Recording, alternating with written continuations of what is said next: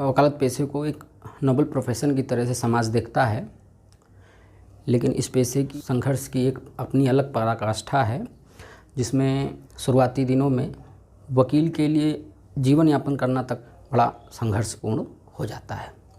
आपके सामने एक ऐसी ही संघर्ष की कहानी लेकर आए हैं।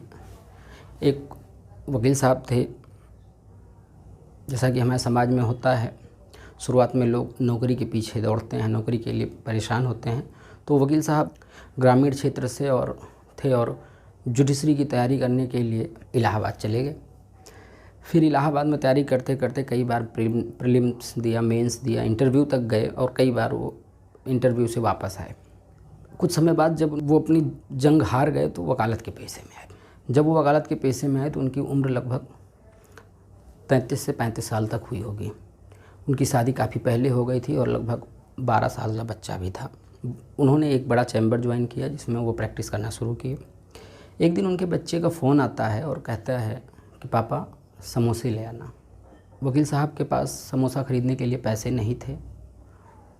उन्होंने वो चैम्बर में, शनिवार का दिन था तो चैम्बर में ज़्यादा काम था नहीं, तो वो चैम्बर में बैठे रहे इस इंतज़ार में कि सीनियर शायद उनको कुछ पैसे दे दे ताकि वो अपने बच्चे के लिए समोसा ले जाए पाए। उनके पास पैसे थे नहीं।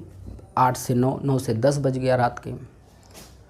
फिर उन्होंने अपने एक मित्र को फ़ोन किया और उनसे 100 रुपये मांगा, उधार 100 रुपये लिया और फिर समोसे ले गए। वो लेना चाहते तो और भी मांग सकते थे, लेकिन उस समय वकील साहब की वो 100 रुपये भी वापस देने की जो है व्यवस्था नहीं थी। इस वजह से उन्होंने 100 ही रुपये मांगे और फिर घर के लिए समोसे ले गए और बच्चे को खिलाए। ये तो सिर्फ एक वकील साहब की कहानी है जिन्होंने हमें बताई, तो हम आपके सामने ला रहे हैं। ऐसी कई कहानियाँ, ऐसे कई संघर्ष की कहानियाँ हैं जो वकालत के पेशे में देखी जाती हैं। कई सारे अधिवक्ता वकील जो शुरुआती दिनों में वकालत के पेशे में आते हैं और 4 साल, 5 साल, 3 साल, 2 साल करके वकालत, फिर वापस कहीं ना कहीं कुछ काम करने चले जाते हैं।